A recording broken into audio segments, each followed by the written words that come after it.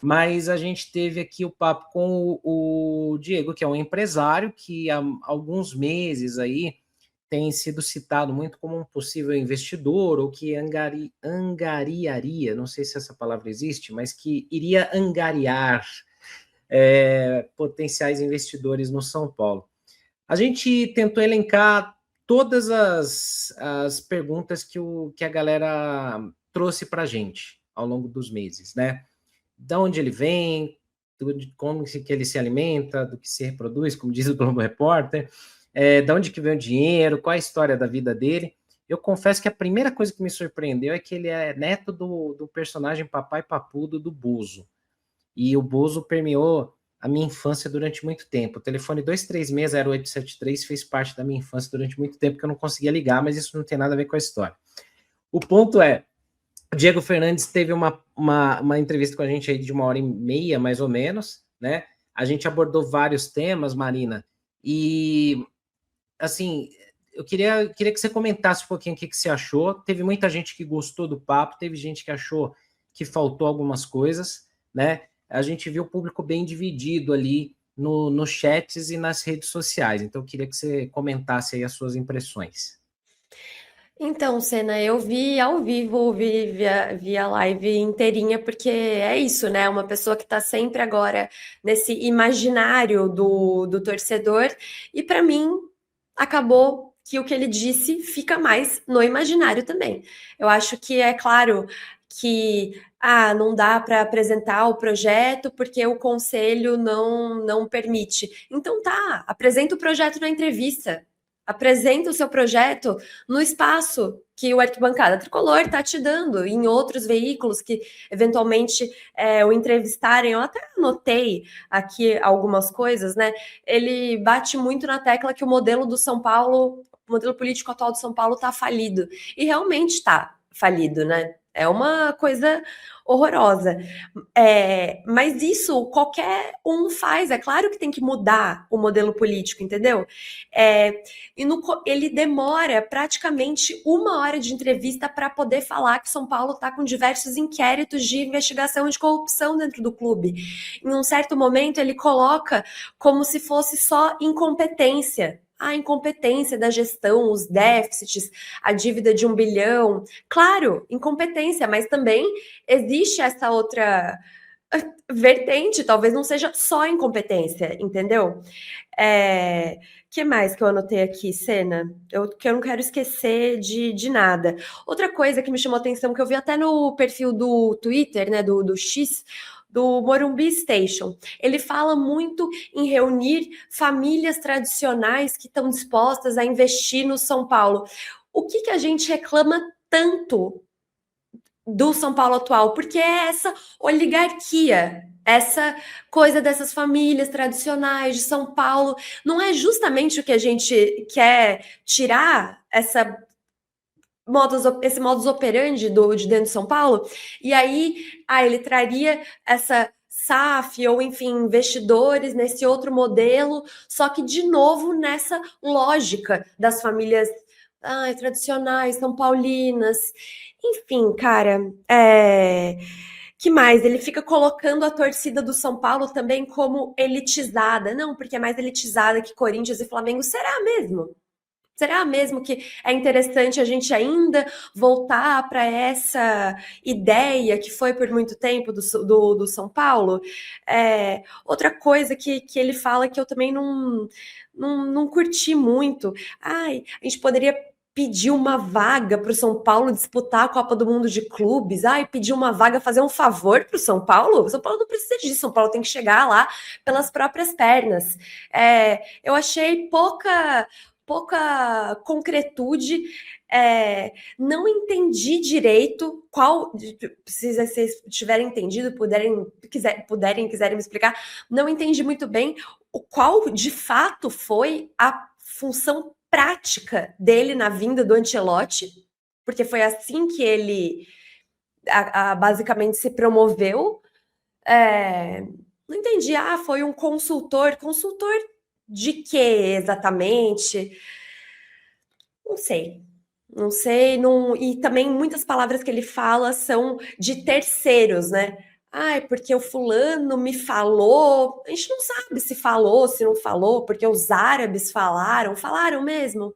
Não, eu digo, não estou duvidando da boa intenção que de repente ele tenha. Acho importante discutir, sim, a mudança do modelo político do São Paulo, principalmente a profissionalização das diretorias executivas do São Paulo. Isso é urgente e importantíssimo, mas eu acho que é possível defender isso e, ao mesmo tempo, ficar um pouco vigilante e atenta também ao discurso do Diego Fernandes. É isso. Alguns pontos bem importantes, né? Alguns pontos aí de atenção, realmente. O papo foi longo, né? A gente falou bastante. Pri, se eu pudesse destacar algumas coisas assim para os dois lados, né? Que ele falou, tem esses que a Marina falou. Ele comenta um ponto que eu achei interessante. A gente tentou explorar um pouquinho mais ali e tal. Claro que falta tempo, mas ele falou de uma situação onde, quando ele se apresentou para algumas pessoas do São Paulo, e ele citou que ele tinha um banco ali para, de repente, trazer para a conversa, ele não citou o nome do banco, mas que dois dirigentes do São Paulo foram lá, depois, nas costas ali, tentar furar os olhos, né? Tipo, tirar ele da jogada e foram lá direto, né?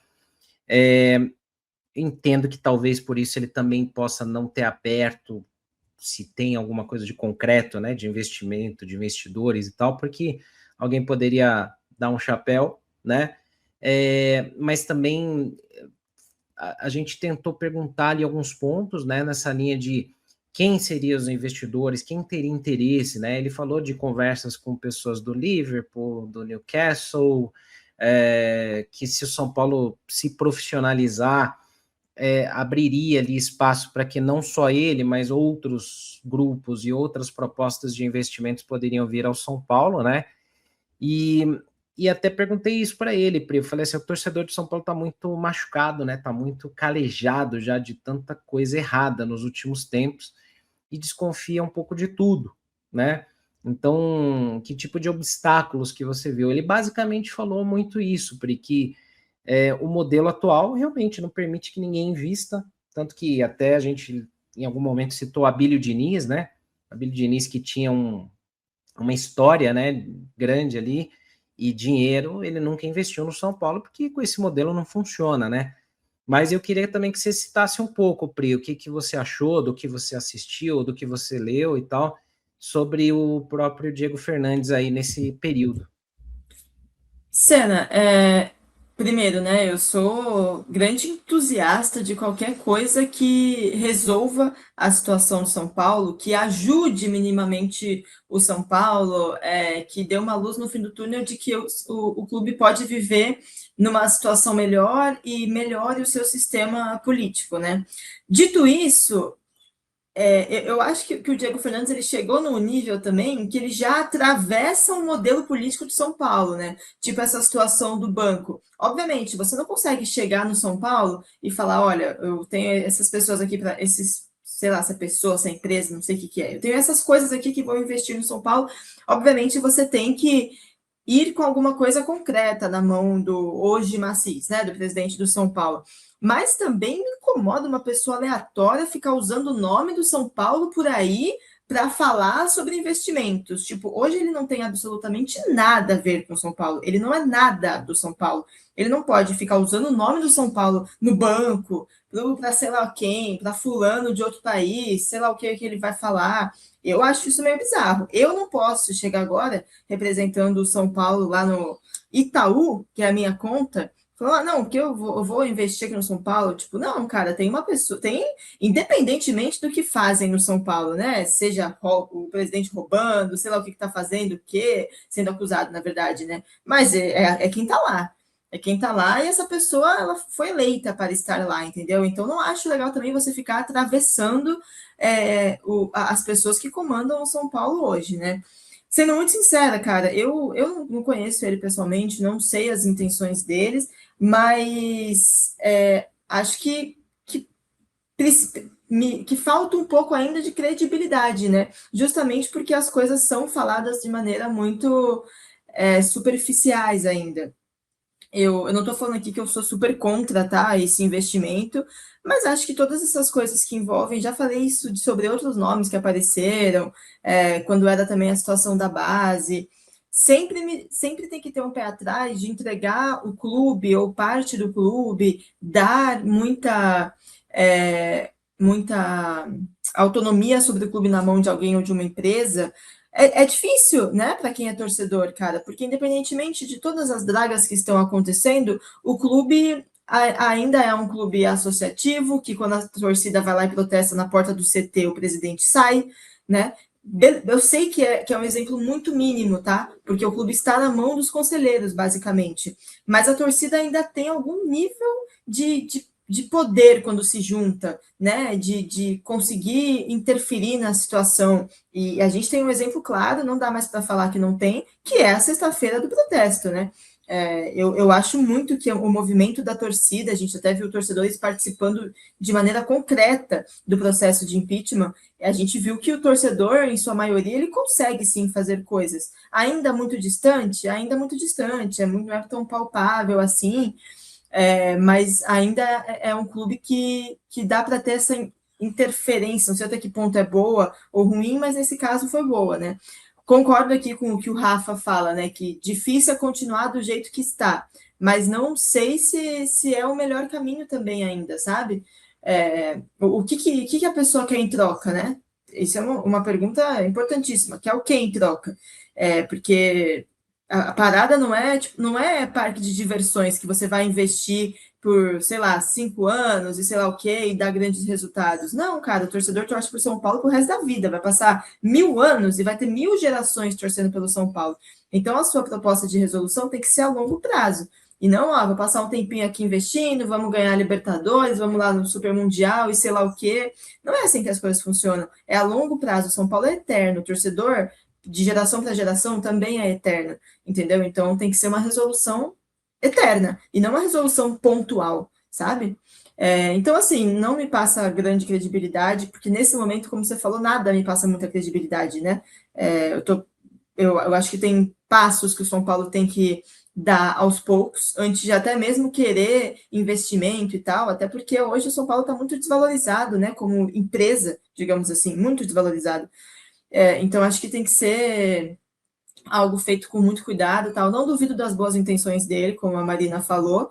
É inegável que, assim, gostem ou não, o assunto SAF, o assunto profissionalização, ele veio para ficar no São Paulo, né? Porque de um lado você tem um clube com um modelo que realmente é falido, não funciona mais, o São Paulo do jeito que é hoje, né? É uma troca de cargos, é uma troca de interesses, né? E isso não funciona, não dá para um clube ser gerido dessa forma. A gente até falou ontem, algumas pessoas interpretaram talvez de um jeito errado, mas assim, até o Real Madrid está indo para um modelo SAF, já está considerando mudar, né? Então, se o clube que é o mais rico do mundo, né, tá pensando em como ganhar mais dinheiro, como ser mais competitivo perante os clubes da Premier League, é algo que eu acho que a gente tem que considerar por aqui. O que ele fala, né, quando a gente pergunta lá daquele evento, que é o São Paulo Day, em abril, o dia do São Paulo, né, seria um fórum para debater exatamente modelos de SAF. Até a gente perguntou ontem, né, quais modelos que você acha que funcionaria? O do Bayern de Munique, o do City, o do Textor, que é um milionário brincando com dinheiro, né? Então, de qualquer forma, o que acho que é consenso para todos São Paulino é que não dá mais para ficar do jeito que está. Não significa também que, tipo, qualquer proposta que chegar tá válida e vamos nos agarrar a ela. Não é isso, não é isso. Mas o debate ele tem que existir. Esse debate ele tem que acontecer.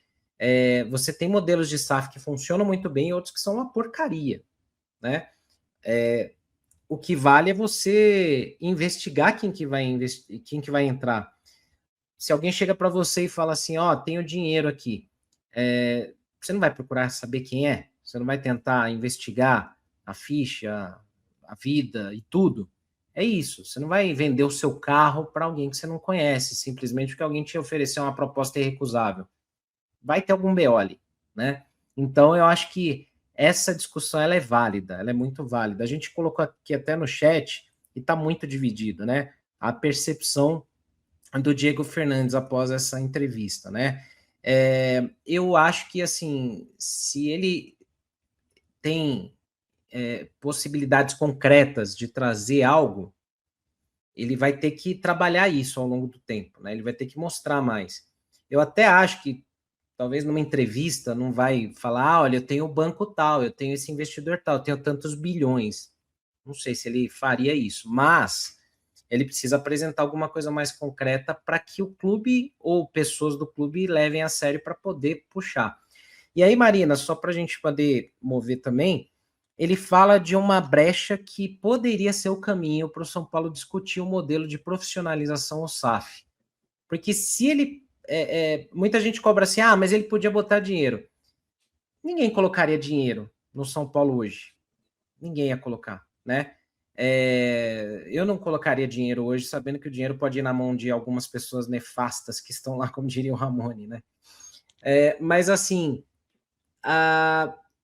ele fala que tem uma brecha. O estatuto ele permite com que 1/5 dos sócios, se eles se juntarem, criarem uma assembleia, eles podem levar para uma votação a discussão de SAF. E que talvez esse seja o único caminho possível para o São Paulo profissionalizar e mudar alguma coisa hoje. E a gente tem ali um número de sócios no clube que eu não sei quantos são adimplentes hoje, quantos pagam em dia, quantos são São Paulinos, mas eu queria que você opinasse também, Marina. Você acha que é possível por aí fazer alguma movimentação que parece ser o único caminho? Ou então o caminho que outros clubes tentaram, que não é muito ortodoxo, que é chegar lá e comprar os caras, né? Que não é uma coisa muito correta. Chegar lá e falar assim, amigão, quanto você quer para sumir da vida do São Paulo? Eu compro você. Não é o melhor caminho, né? Não é o melhor caminho, porque daí só vai retroalimentando todas as coisas erradas dentro do São Paulo. Eu acho que é até interessante, sim, porque é parte do processo democrático, né? Tem lá os sócios, e aí, se eles conseguirem esse 1/5 de assinaturas, levar para pelo menos discussão, deliberação, né? O projeto, não sei se SAF necessariamente, mas essa questão da profissionalização mesmo dos cargos diretivos do futebol do São Paulo, né? E também a separação do futebol do social, que para mim é uma coisa urgente. Acho que essa questão até por isso, né? Por esse ser um dos caminhos, eu acho que ele joga bastante para a torcida. A torcida tem que fazer pressão, a torcida tem que. Joga até para os jogadores, parabéns para os jogadores. Eu acho que isso é até natural, né? Uma pessoa que está tentando se colocar nessa